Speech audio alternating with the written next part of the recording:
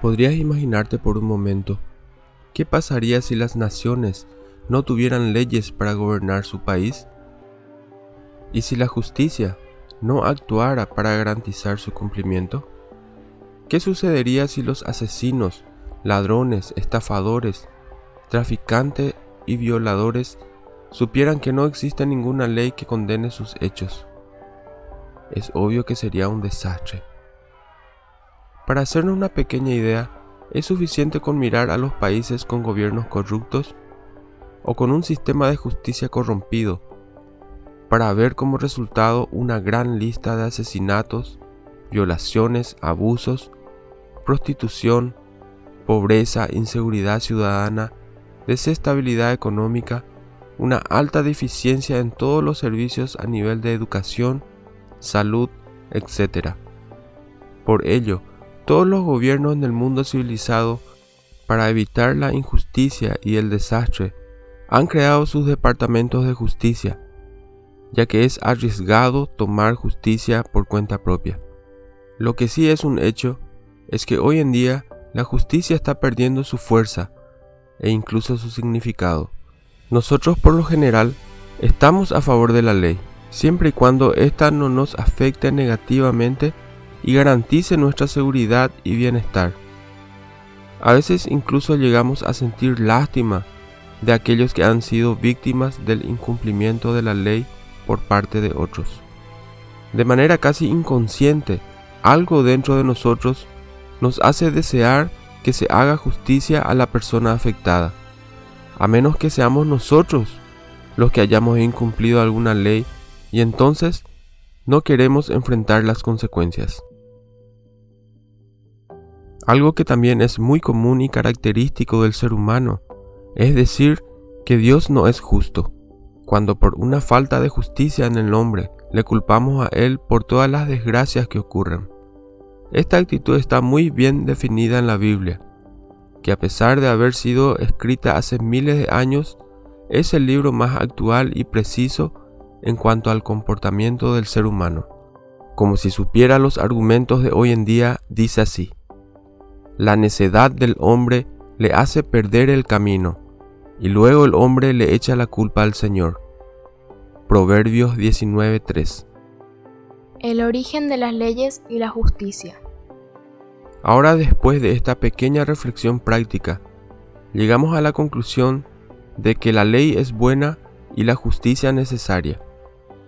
¿Pensaste alguna vez dónde empezó la necesidad de tener leyes y por qué una justicia que asegure su cumplimiento? El hombre desde la antigüedad decidió desobedecer a Dios y desde entonces ha existido la necesidad de definir, restringir y castigar el pecado por medio de una ley. Dios instituyó esa ley por medio de Moisés, encabezada por los famosos 10 mandamientos, los cuales el hombre ha adaptado para hacer funcionar su justicia en la tierra. En la actualidad, todos los sistemas judiciales del mundo civilizado están basados en la justicia presentada en la Biblia. Las naciones que rechazan o sencillamente ignoran esta justicia se desaparecen o se hacen muy primitivas. La razón por la que esto sucede es porque la justicia de Dios no puede ser ignorada, y el hacerlo acarrea consecuencias fatales, tanto al individuo como a toda una nación. La justicia que aplica una nación civilizada es para su propio bien. Aunque el ser humano es imperfecto, solamente puede aplicarse de forma limitada. En este mundo, la justicia no se lleva a aplicar con perfección. En una sociedad terrenal, muchas personas viven su vida de forma incorrecta y consiguen escapar de la justicia. Sin embargo, en cuanto a Dios, no sucede lo mismo, ya que su justicia sí es perfecta y nunca tolera una infracción. La Biblia nos dice: no crean ustedes que pueden engañar a Dios. Cada uno cosechará lo que haya sembrado. Gálatas 6:7. La justicia de Dios es perfecta. Desde un principio, nunca estuvo en la mente de Dios hacer una raza de esclavos, por lo que dio al hombre el derecho de elegir libremente qué camino tomar. Mientras esté en este mundo, podrá intentar gobernarse a sí mismo. Quizá durante su corta vida podrá profesar y declarar lo que quiere y cree, decidir y elegir lo que considera conveniente, pero finalmente, cuando su corazón deje de palpitar, todo aquello que ha conocido y en lo que ha confiado terminará y todo será cambiado. Un día Dios, según su ley perfecta, juzgará al mundo trayendo a cuenta cada delito cometido. Nadie podrá escapar de ello. No hay cosa que Él ignore o que pueda esconderse de sus ojos. Hebreos 4:13 nos dice: No hay cosa creada que no sea manifiesta en su presencia. Antes bien, todas las cosas están desnudas y abiertas a los ojos de aquel a quien tenemos que dar cuenta. Además, también existe un archivo donde están registrados todos los pecados del hombre. Cada vez que desobedece la ley de Dios a propósito o por ignorancia, ensucia su alma con una mancha que no puede ser borrada y que le descalifica para entrar a una dichosa eternidad. Dios protege cuidadosa y celosamente su hogar eterno. En el cielo, nada sucio o contaminado podrá entrar en su presencia. Escucha atentamente lo que dice en Salmos 24, 3 al 4. ¿Quién ascenderá al monte de Dios? El limpio de manos y puro de corazón.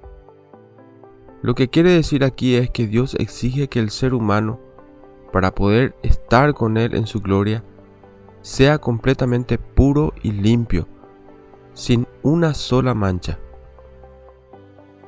Hay una frase en latín que dice: ignorantia legis non excusat, que significa: la ignorancia de la ley no excusa. No importa si tú conoces a Dios e ignoras totalmente sus leyes, porque al final tendrás que rendirle cuenta de todos modos. Un dicho popular de los antiguos romanos dice más o menos así: la ignorancia de la ley no exime de su cumplimiento. Hoy en día, cada sistema de justicia reconoce que los romanos tenían razón. La ignorancia es algo voluntario. Por eso, el ser ignorante no excusa ni deja sin culpa. Como ciudadanos de cualquier país, nosotros tenemos la obligación de estar informados acerca de las leyes que lo rigen, ya que si infringimos alguna de ellas, tendremos que enfrentar las consecuencias. No importa si las sabíamos o no. La justicia, por su misma naturaleza, no perdona, sino que demanda una retribución o compensación por incumplir la ley. Por ejemplo, si conducimos un automóvil, es obvio que tenemos que conocer las leyes de tránsito. Supongamos que infringes una ley y te para la policía. Luego te dice: al adelantarte, has ultrapasado la doble raya amarilla y por ello vas a pagar una multa muy alta. Tú no podrás decir: lo siento, oficial, es que yo no sabía que esa señal significa que no se puede adelantar, porque te responderá que debías de saberlo y como consecuencia tendrás que pagar la multa. Nada cambiará el hecho de que si lo sabías o no. Lo mismo sucede con nosotros en cuanto a la ley de Dios. La Biblia dice claramente que el ser humano no tiene excusa, porque desde la creación del mundo, las cualidades invisibles de Dios, es decir, su eterno amor y su naturaleza divina, se perciben claramente a través de lo que Él creó, de modo que nadie tiene excusa. Romanos 1:20. Además, cada persona cuenta también con un elemento creado por Dios que se llama conciencia. Dios nos ha dado un conocimiento básico de lo que está bien o mal, es decir, que tenemos una ley natural grabada en nuestra mente que es la ley de Dios. Aunque podríamos hablar mucho más sobre este asunto, lo que importa ahora es saber que somos naturalmente dotados de algo que también nos deja sin excusa delante de Él. La ley escrita refleja la naturaleza de Dios. A través de la Biblia, Dios ha puesto su ley delante de nosotros de forma detallada. sin dejar que nuestra opinión o ideas, incluso la que tenemos de nosotros mismos, determinen lo que es bueno o malo, correcto o incorrecto, justo o injusto. Si hemos quebrantado su ley, entonces hemos traspasado una línea definida y clara. Hemos pecado y nuestro pecado ha ofendido a Dios. Nuestra idea de lo que es bueno o malo debe basarse única y exclusivamente en lo que Dios dice. Su palabra nos advierte claramente: ay de lo que a lo malo dicen bueno y a lo bueno malo. Isaías 5:20. Esta advertencia debería tomarse muy en cuenta hoy en día. Más que nunca el hombre ha dejado que la opinión del gobierno, instituciones religiosas, escuelas, medios de comunicación o movimientos colectivos determinen lo que es bueno y lo que no lo es, dejando a un lado como algo que pertenece al pasado lo que Dios ha establecido. El concepto de Dios no está sujeto a los tiempos que vivimos.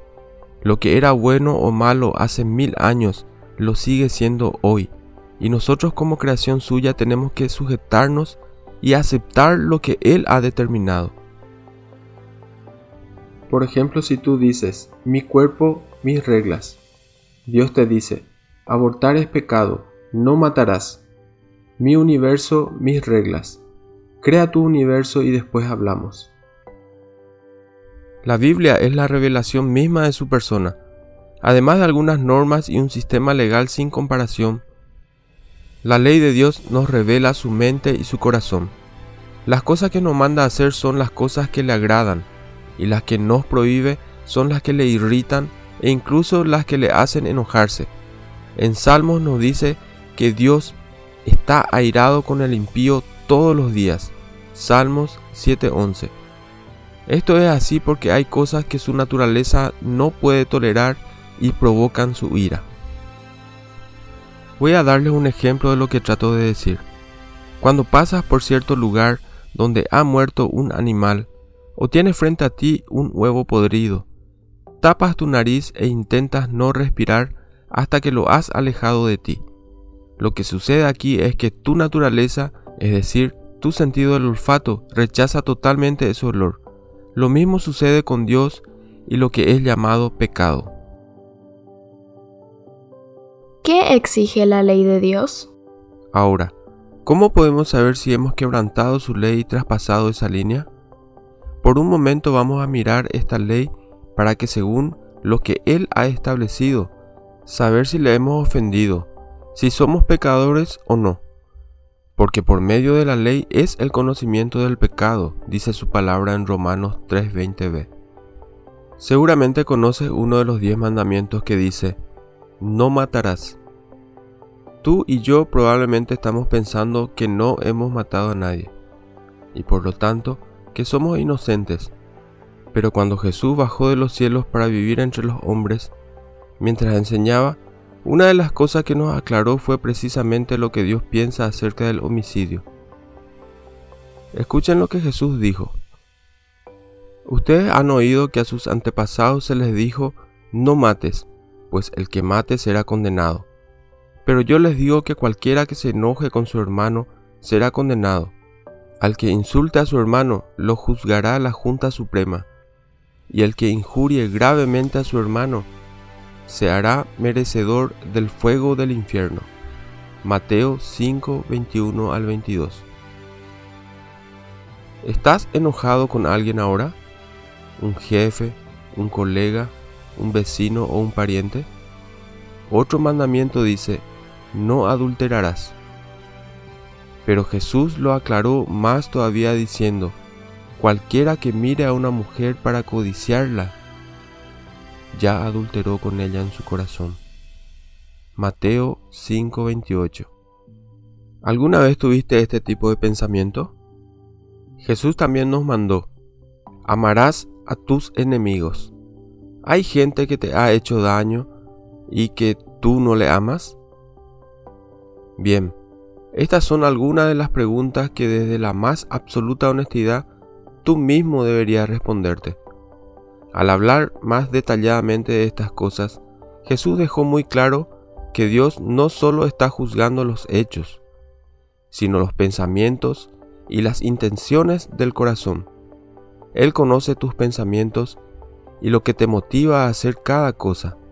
Es un Dios que sabe todo y no puede ignorar o dar la espalda a los pecados que cometes en tu mente, o los que son motivados por los deseos de tu corazón. Todo es una molestia constante para Él. En los días de Noé, vio Dios que la maldad de los hombres era mucha en la tierra y que todo designio de sus pensamientos del corazón de ellos era de continuo solamente el mal. Génesis 6:5. ¿Culpable o inocente?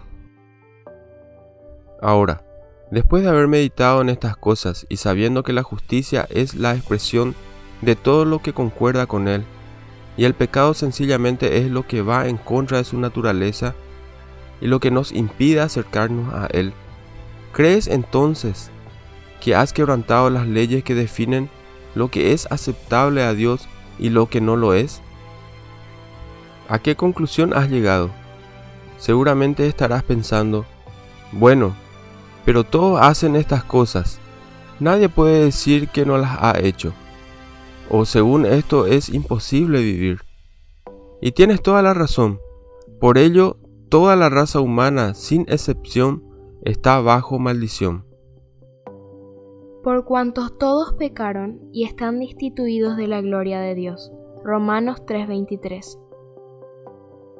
Si lo que estamos tratando aquí es la verdad, que lo es, porque la fuente no es nuestra opinión, sino una palabra infalible y eterna, que es la Biblia, entonces es obvio que te encuentras en una situación muy delicada.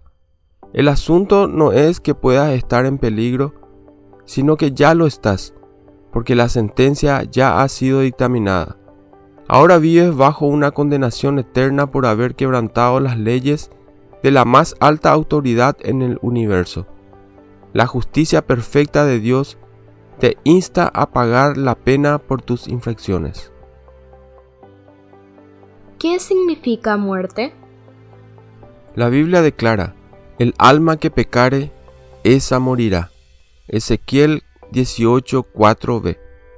Y un simple estudio de la Biblia te hará saber que no está hablando de una muerte física ni temporal, sino de una condenación eterna. Es fácil darse cuenta que aquí el texto no se está refiriendo a una muerte física, ya que la muerte física afecta a todos en general. Está hablando específicamente del alma que peca. Primeramente vamos a ver cómo la Biblia define la muerte. El otro día vi en internet a una persona que se estaba recuperando en el hospital después de un buen tiempo en el que su cerebro había dejado de funcionar. Tenía entendido que la última prueba para que los doctores puedan certificar legalmente la muerte, además de una parada cardíaca, es que el cerebro se haya parado.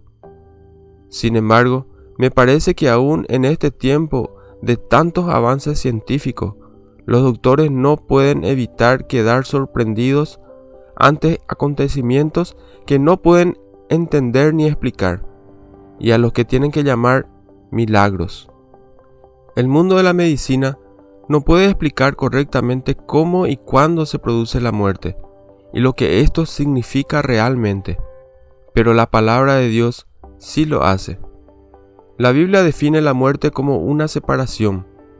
La muerte física, bíblicamente, es la separación del cuerpo y el alma. Por ejemplo, en una ocasión habla de la muerte de una mujer y claramente dice, y aconteció que al salirse el alma, murió. Génesis 35:18. El Evangelio relata así la muerte de Cristo. Entonces Jesús, clamando a gran voz, dijo, Padre, en tus manos encomiendo mi espíritu, y habiendo dicho esto, murió. Lucas 23:46. De igual manera, cuando el discípulo de Jesús, Esteban, fue apedreado, dijo, Jesús, recibe mi espíritu. E inmediatamente dice que Saulo, que estaba presente, consentía en su muerte. Hechos 7:59, 8 al 1. La muerte segunda. Ya que hemos visto qué es y en qué momento se produce la muerte física, vamos a ver lo que significa la muerte espiritual, para poder entender mejor lo que quiere decir el alma que pecare, esa morirá. Ezequiel 18:4b. La muerte espiritual también es una separación. Dios advirtió a Adán diciéndole: Del árbol de la ciencia del bien y del mal no comerás, porque el día que de él comieres, ciertamente morirás. Génesis 2:17. Sin embargo, aunque Adán y Eva comieron, sabemos que físicamente siguieron viviendo. ¿Qué es entonces lo que sucedió inmediatamente cuando pasaron por alto esta advertencia y desobedecieron a Dios? Echó pues fuera al hombre y puso al oriente del huerto del Edén querubines y una espada encendida que se revolvía por todos los lados, para guardar el camino del árbol de la vida. Génesis 3:24.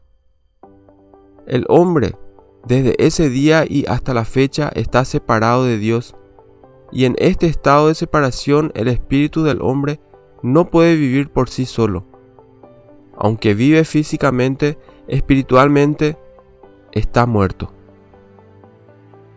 Y él os dio vida a vosotros, cuando estabais muertos en vuestros delitos y pecados. Efesios 2:1. El espíritu depende únicamente de Dios para su vida. Partiendo de este principio, seguimos adelante para ver a qué muerte se está refiriendo el profeta Ezequiel al decir: el alma que pecare, esa morirá. La triste y temerosa realidad que se encuentra en el último libro de la Biblia, donde dice que luego que el reino de la muerte fue arrojado al lago de fuego, este lago de fuego es la muerte segunda, y allí fueron arrojados los que no tenían su nombre inscrito en el libro de la vida. Apocalipsis 20:14-15. En el siguiente capítulo, más detalladamente nos dice que los cobardes e incrédulos, los abominables y homicidas, los fornicarios y hechiceros, los idólatras y todos los mentirosos tendrán su parte en el lago que arde con fuego y azufre, que es la muerte segunda. Apocalipsis 21:8. No dice que produce una muerte, sino que es una muerte.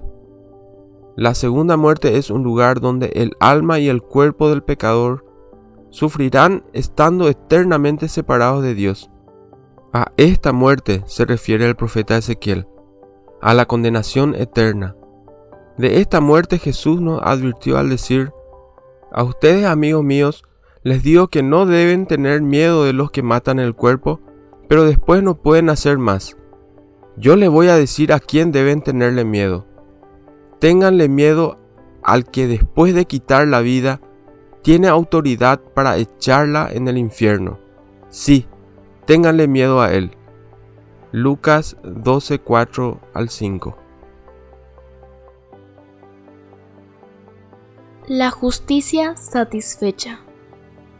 Partiendo de lo que dijimos al principio, acerca de que la justicia de Dios es perfecta y no tolera infracciones, debes entender que para satisfacerla y garantizar una eternidad limpia y perfecta, la condena tiene que ser respetada y cumplida. La paga del pecado es la muerte. Romanos 6:23. La justicia está firmemente involucrada en el mero centro de la historia cristiana por medio de la cruz de Jesucristo. La muerte de Jesucristo fue un acto de la justicia de Dios, ya que Dios, siendo bueno, tiene que satisfacer las demandas de la justicia, así como tendría que hacerlo cualquier juez justo. Una pregunta: ¿qué pensarías si un juez dejara libre a un hombre que ha cometido asesinato? ¿Crees que eso le convertiría en un juez justo? En realidad, todos sabemos que no. Todo lo contrario, lo que le hace ser justo es cuando aplica la ley en su justa medida, castigando al culpable y librando al inocente. Entonces, ¿por qué en lo que a Dios se refiere no pensamos igual? ¿cuántas veces hemos oído decir, si Dios es justo, entonces, ¿cómo va a dejar que yo vaya al infierno? O permitirme esto y lo otro. Con estas palabras estamos diciendo ni más ni menos que para que Dios sea justo, tiene que ir en contra de su propia justicia y pasar por alto lo que su ley demanda. Sin embargo, nunca exigiríamos esto al sistema judicial de nuestro país, ¿verdad? Dios es justo y tiene que cumplir lo que su ley demanda, y esto es la muerte para los pecadores. Por esto mismo mandó a su propio Hijo Jesús para tomar el lugar de todo pecador que se arrepienta de verdad, cumpliendo en sí mismo la condena impuesta al pecador. Esta es la única manera de satisfacer la justicia de Dios y a la vez conseguir el perdón para la persona que peca. La Biblia, que es la base de todo cristiano, enseña claramente que alguien tiene que pagar la pena. Por ello, la persona que rechaza y no acepta el sacrificio que Cristo ha hecho en su lugar, tendrá entonces que satisfacer la justicia de Dios por su propia cuenta y con su propia vida, pagando eternamente por sus culpas en el lugar destinado para ello, el infierno. La sorprendente rebeldía contra Dios. Es sorprendente que aun estando en las peores condiciones y a la espera de una condenación eterna, el hombre endurezca su corazón contra la verdad, contra el autor de la verdad y la vida. Probablemente habrás oído acerca de los dos ladrones que fueron ejecutados el mismo día que Jesús murió. Uno se atrevió a decir a Jesús, «Si tú eres el Cristo, sálvate a ti mismo y a nosotros». El otro, asustado por tal reacción, le respondió, ¿no tienes temor de Dios tú que estás bajo el mismo castigo? Nosotros estamos sufriendo con toda razón porque estamos pagando el justo castigo de lo que hemos hecho, pero este hombre no hizo nada malo. Lucas 23, 39 al 43. En un instante los dos iban a dejar esta tierra para entrar a su destino eterno.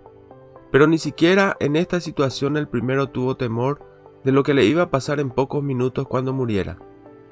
Solamente se concentró en su situación y sufrimientos actuales. Ni siquiera se le pasó por la cabeza pensar que estaba sufriendo justamente por sus hechos y que merecía el castigo. Se creía víctima de sus circunstancias y en lo único que pensaba era en aliviar sus sufrimientos. Es fácil ver la misma actitud entre la gente de hoy en día. Todo el mundo culpa a Dios, no al hombre, por las guerras, los sufrimientos de los inocentes y principalmente por no ayudarles para aliviar sus angustias. Si hay un Dios, entonces ¿por qué me pasa esto? ¿Por qué sufro así? ¿Por qué no puedo salir adelante? ¿Por qué? ¿Por qué? ¿Por qué? Suena mucho como aquel ladrón. Pocos quieren pensar en su propia culpabilidad y en las ofensas causadas contra su Creador. Hemos observado cómo personas muy enfermas muriendo de cáncer, sida u otras causas no dejan de pecar y rebelarse contra Dios. La Biblia nos enseña que el corazón del hombre es más engañoso que cualquier cosa. Incluso algunos son tan orgullosos que prefieren morir antes que pedir perdón a alguien a quien ofendió o pedirles ayuda. La humildad no es una opción para ellos, aunque sufran un infierno en la tierra. Un ejemplo desde el infierno. Precisamente, para entender mejor esto, Jesús nos dio un ejemplo claro acerca de dos hombres que entraron en la eternidad, un mendigo creyente y un rico. Lucas 16, 19 al 31. Esta no era una fábula ni una de sus famosas parábolas que empieza diciendo, el reino de los cielos es como, para después introducir alguna de sus alegorías. En este caso, Jesús fríamente empezó diciendo, había, para continuar con el nombre del mendigo llamado Lázaro, el cual estaba en el paraíso. Desde el infierno el rico pidió a Abraham que Lázaro mojara su dedo en agua y lo pusiera en sus labios. Imagínate, quería que aquel pobre que tan cruelmente había sufrido toda la vida dejara su descanso para servirle en aquel terrible lugar de tormento. El infierno no cambió su mentalidad, quería aliviar sus sufrimientos. No imploró por misericordia, sino más bien solicitó por alguien a quien siempre menospreció. Además, aún en el infierno se creyó capaz de poder argumentar con Abraham. Él pensaba aún que su opinión todavía valía mucho. Le pedía que enviase a Lázaro como misionero a sus hermanos para que se arrepintieran y creyeran. No le importaba la felicidad de Lázaro en el paraíso. Abraham le dijo que sus hermanos ya tenían a su disposición a las escrituras para poder creer. Pero este condenado, ex rico, conociendo bien a sus hermanos, sabía que a ellos no les importa la palabra de Dios. No se avergonzó de discutir con Abraham diciéndole que si veían a Lázaro resucitar de los muertos, entonces sí creerían. Muy claramente con este ejemplo podemos ver cómo el hombre es egoísta estando en el mismo infierno. Espero que esta triste historia no se repita en ninguno de los oyentes de este audio, sino que cada uno pueda prestar atención a la palabra de Dios. Él es nuestro fabricante y la Biblia es el manual del hombre, y en ella encontraremos que todo ser humano tiene una falla causada por el pecado que heredamos de nuestros padres. Además de eso, nuestra propia conciencia nos acusa constantemente cuando pecamos o hacemos algo incorrecto. Salmos 51:5 dice: He aquí, en maldad he sido formado, y en pecado me concibió mi madre. Por más que tengas intenciones de hacer el bien, eso no basta. El camino hacia el infierno está pavimentado de buenas intenciones. Aunque te dispongas a portarte bien, por decirlo así, y decidas nunca más decir malas palabras, nunca más desear una mujer que no sea tu esposa o esposo, nunca más mientas o engañes a alguien. La verdad es que eso nunca lo cumplirás, porque has nacido con una naturaleza que es contraria a la de Dios, y no puede hacer nada que sea agradable a Él. Tú y yo hacemos lo que hacemos por lo que somos, y hasta que no dejemos de ser, no podremos dejar de hacer. Un árbol no es árbol por el fruto que produce, sino que produce fruto porque es un árbol. ¿Entiendes? Da fruto según su naturaleza por lo que es. Nosotros no somos pecadores porque hemos pecado. Pecamos porque somos pecadores. De la misma manera, y por más fuerte que nos suene, tenemos que aceptar que si mentimos es porque somos mentirosos. Y que si robamos, y no tiene que tratarse de cosas grandes, sino que robar también es llevarse cosas ajenas que sean pequeñas, ya sea del trabajo o de algún lugar. Admítelo, llevarse algo que no es tuyo es robar, y eso ocurre porque de corazón somos ladrones. Estas no son conclusiones basadas en opiniones personales, sino en el estudio de la palabra de Dios. Me gustaría que siguiéramos viendo cómo describe la Biblia al hombre y cuál es su verdadera necesidad. Un término antiguo afirma que la naturaleza humana desde la caída de Adán es enteramente depravada. El hombre es inmoral desde su nacimiento. No posee en sí mismo la posibilidad de poder ayudarse a cambiar. ¿Acaso no vemos eso en los tiernos bebés que van creciendo? Sus padres no les enseñan a pecar. Ellos van revelando solos su naturaleza. Aunque después de tener una conciencia del bien y el mal, y que éste haga muchos esfuerzos para reformarse, rechazando lo malo y guardando lo que piensa que es bueno dentro de sí, no hay ninguna justicia en la naturaleza de los descendientes de Adán. Y hablando de Adán, Caín su hijo, según él, trajo una buena ofrenda a Dios, con buenas intenciones, pero no fue aceptada por el Señor porque Él conocía su corazón. Luego al rato eso fue comprobado cuando mató a su hermano Abel, la primera muerte en la tierra. Nuestras buenas intenciones no pueden cambiar lo que somos. No podemos cambiarnos a nosotros mismos. Solo Dios puede hacerlo. Condenado desde los genes. La palabra de Dios dice que el ser humano está muerto en sus delitos y pecados. Quiere decir que en lo que se refiere a Dios no puede dar un paso hacia Él, ni tampoco hacer nada para ayudarse a sí mismo a salir de su estado pecaminoso. Por su propia iniciativa, ningún ser humano puede emprender una expedición hacia el descubrimiento de su Creador, y es absolutamente inútil en cuanto a lo que a Dios se refiere. Adán y Eva son la fuente de toda la naturaleza humana, y así, hablando de nuestra naturaleza, no tenemos otros antepasados ni poseemos otros genes aparte de los suyos. Según las posibilidades humanas, no podemos llegar a ser más ni mejores que ellos. Si ellos cayeron en su estado sin esperanza por el pecado y fueron separados de Dios, entonces nosotros caímos también.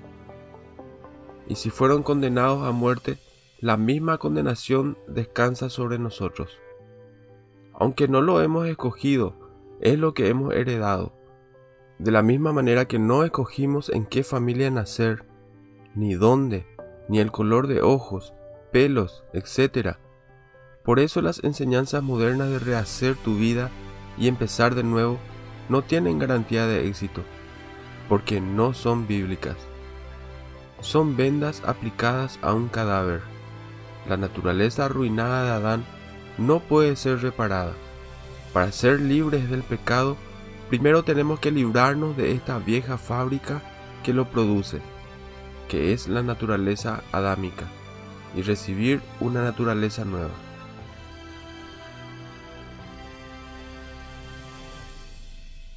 El único remedio. Ahora, ¿reconoces que en realidad eres un pecador y que necesitas el perdón de Dios? Si es así, ¿qué crees que puedes hacer? Lo único que podemos hacer si vemos que estamos delante de un Dios que está ofendido con nosotros es arrepentirnos y ponernos en sus manos, esperando que Él tenga misericordia y nos salve. El único remedio es el que Dios mismo ha provisto, dado a nosotros a través de la muerte y resurrección de su Hijo Jesucristo.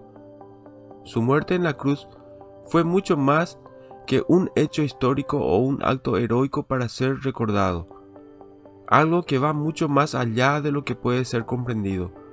La única esperanza de salvación y reconciliación con Dios para el ser humano está en aquella cruz donde Jesús, el Hijo de Dios, Dios hecho carne, no solamente desafió al pecado y lo venció, sino que también destruyó la vieja naturaleza.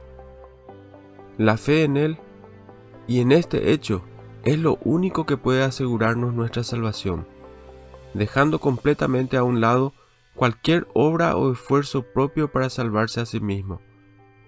Es primordial comprender que nada ni nadie puede hacer algo para salvarse o ganar el favor de Dios.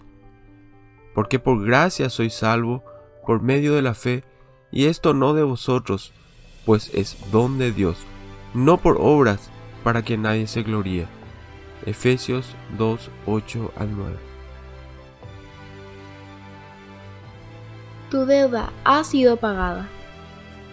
Es una excelente, consoladora y esperanzadora noticia para el que reconoce que es un pecador, saber que hace cerca de 2000 años su deuda fue pagada. Dios mismo envió desde el cielo a su Hijo con el único sacrificio que podía ser ofrecido por tus pecados y los míos. Tenía que ser un sacrificio perfecto, no un hombre pecador igual que tú o yo. Jesús fue ese sacrificio, y ningún otro podría haberse ofrecido en nuestro lugar, porque ningún otro hubiese sido aceptado como sustituto. La justicia de Dios se satisfizo en su propio Hijo. Lo que cada persona debe comprender es que el sufrimiento de Jesús camino al Calvario fue por cada uno de nosotros pecadores y no por sí mismo. Tenemos que ver esto de forma muy personal. Si no fuera por mis pecados, Él no hubiera tenido que morir. Pero porque lo ha hecho, ahora tú y yo podemos ser libres de la culpa, ya que Él ha tomado nuestro lugar y pagado nuestra deuda. Escucha lo que dice Romanos 3:24 al 25. siendo justificados gratuitamente por su gracia, mediante la redención que es en Cristo Jesús, a quien Dios puso como propiciación por medio de la fe en su sangre.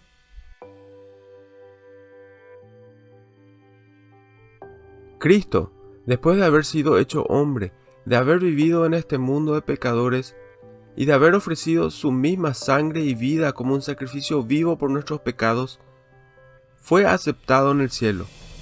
Aun siendo el Hijo unigénito y amado del Padre, no podía entrar en el cielo con ningún rastro de pecado sobre él.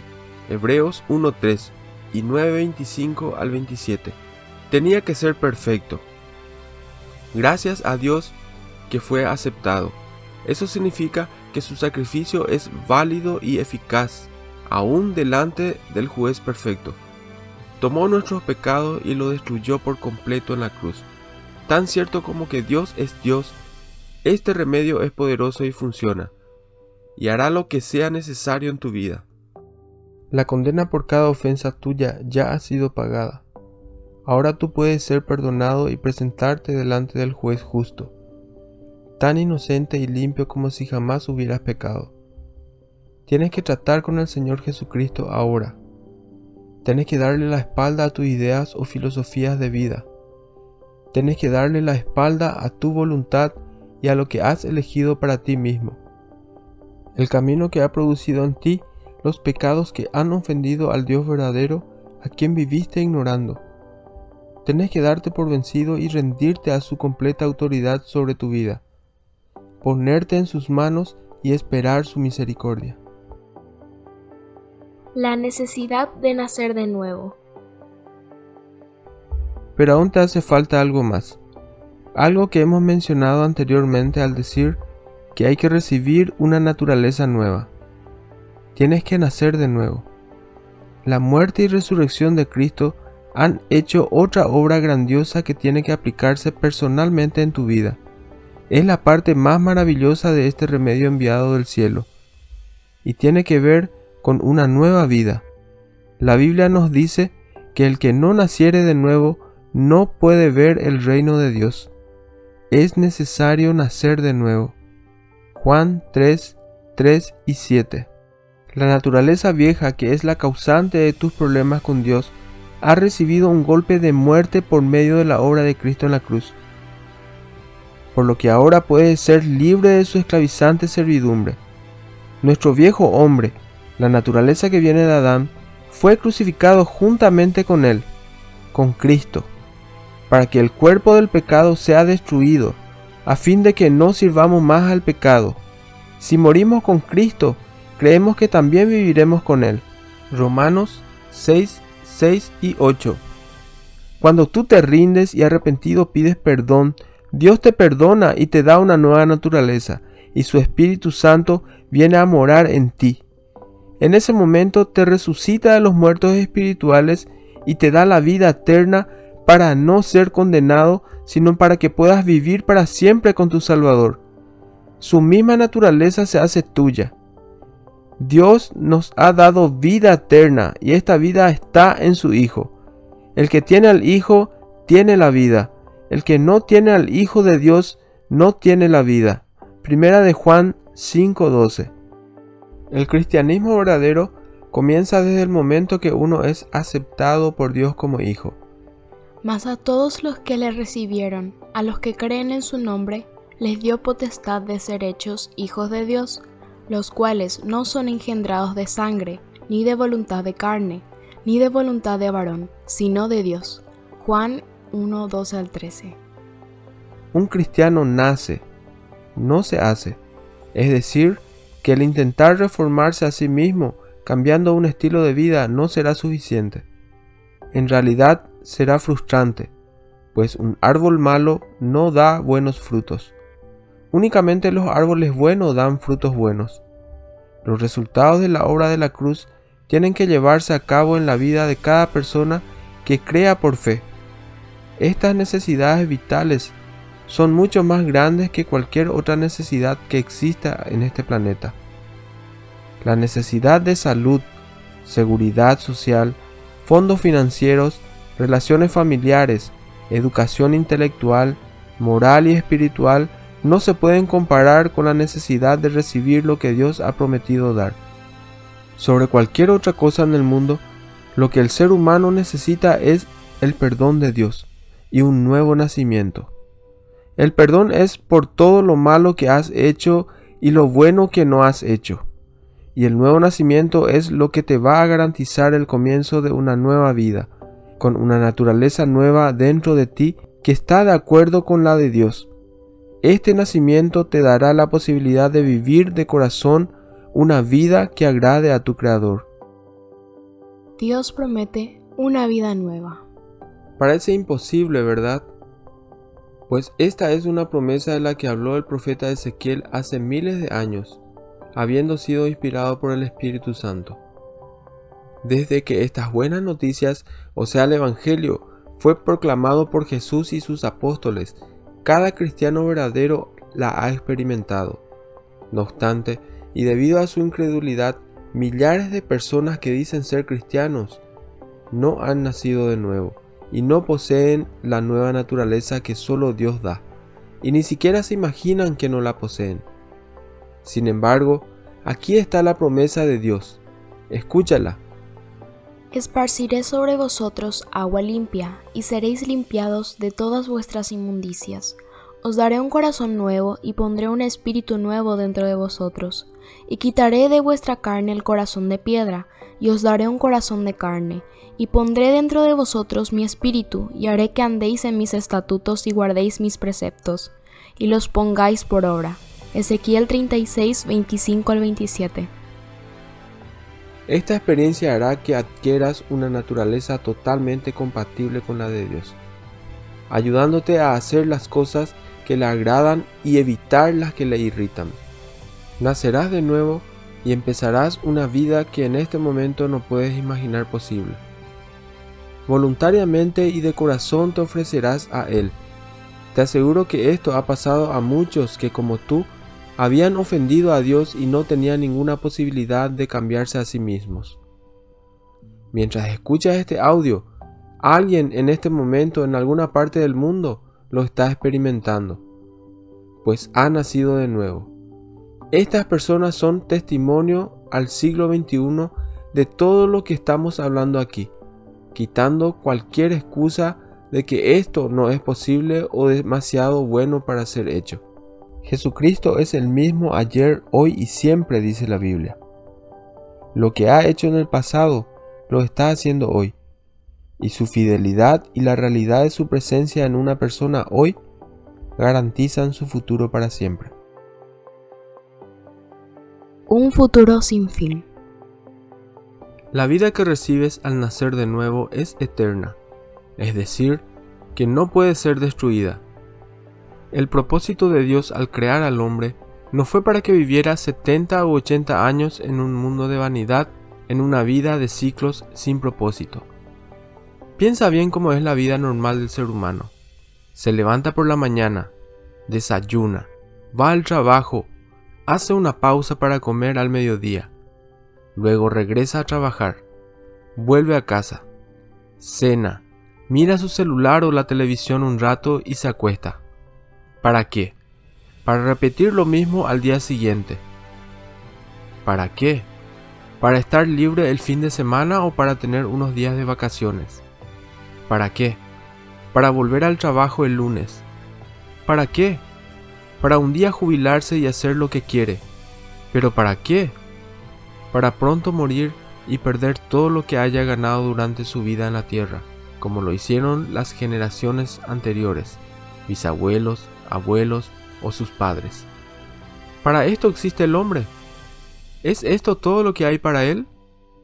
Si es así, entonces todo no tiene sentido y tenemos el derecho a sentirnos los seres más miserables y deprimidos del universo. Pero no, esto no es así. El hombre fue creado para disfrutar de una comunión íntima con su Creador y gozarse de su persona, no solamente en esta vida, sino para siempre. Cristo vino para salvarnos de la vida rutinaria y darnos una vida que no tiene fin. Pero la vida eterna significa más que solamente un periodo de tiempo interminable. Significa una calidad de vida más allá de la que nuestra imaginación puede comprender. Al nacer de nuevo, la persona recibe vida celestial y se convierte en ciudadano de una patria perfecta en la que anhela estar. Aunque mientras está en esta tierra puede experimentar y disfrutar de un amor, una paz y un gozo que ignoraba que existieran, el mundo ya no es su hogar, sino que se dedica a disfrutar de un futuro glorioso. Esta tierra ahora se ha convertido para él en un campo de batalla, un trayecto de pruebas que le prepara para su verdadero destino. Lucha solamente para que otras personas puedan entrar en la dicha que él mismo está disfrutando. ¿Qué esperamos? Respecto a eso, la Biblia nos habla de muchos siervos de Dios que conforme a la fe murieron, confesando que eran extranjeros y peregrinos sobre la tierra. Anhelaban una patria mejor, esto es, celestial, por lo cual Dios no se avergüenza en llamarse Dios de ellos, porque le ha preparado una ciudad. Hebreos 11, 13 y 16. La Biblia nos enseña que el cielo y la tierra que conocemos pasarán. No quedará nada de ellos. Y a la vez nos habla de un lugar totalmente nuevo, una ciudad con características y naturaleza muy diferentes a lo que hemos conocido hasta ahora. Aunque es muy difícil que una mente como la nuestra pueda comprenderlo ahora, sabemos que será infinitamente incomparable a cualquier cosa que hayamos visto o experimentado. Creo que cualquier intento por mi parte para intentar definir o explicar lo que nos espera allí será insuficiente, así que voy a limitarme a dejar constancia de algunas descripciones acerca de ese lugar que por voluntad de Dios le fueron reveladas a un hombre y que se encuentran en el último libro de la Biblia, el Apocalipsis. Él morará con ellos, y ellos serán su pueblo, y Dios mismo estará con ellos como su Dios. Enjugará Dios toda lágrima de los ojos de ellos, y ya no habrá muerte, ni habrá más llanto, ni clamor, ni dolor. La ciudad no tiene necesidad de sol ni de luna que brillen en ella, porque la gloria de Dios la ilumina. Sus puertas nunca serán cerradas de día, pues allí no habrá noche. Después me mostró un río limpio de agua de vida, resplandeciente como cristal, que salía del trono de Dios. Y no habrá más maldición, y sus siervos le servirán y verán su rostro. Y no habrá allí más noche, y no tienen necesidad de luz de lámpara, ni de luz de sol, porque Dios el Señor los iluminará.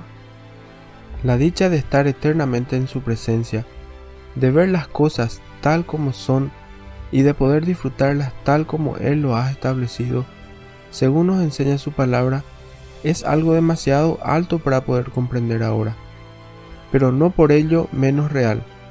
Es la pura realidad de lo que nos espera y de lo que viviremos para siempre a los que por fe hemos recibido la salvación por medio de Jesucristo. No pierdas la oportunidad de poder experimentarlo y disfrutarlo personalmente. No esperes. Deja atrás todo en lo que has confiado hasta ahora. Corona a Jesús como Rey y Señor de tu vida. Ningún otro, ni siquiera tú mismo, puede gobernarla bien. Confía en aquel que murió para salvarte. Que si confesares con tu boca que Jesús es el Señor, y creyeres en tu corazón que Dios le levantó de los muertos, serás salvo. Romanos 10:9.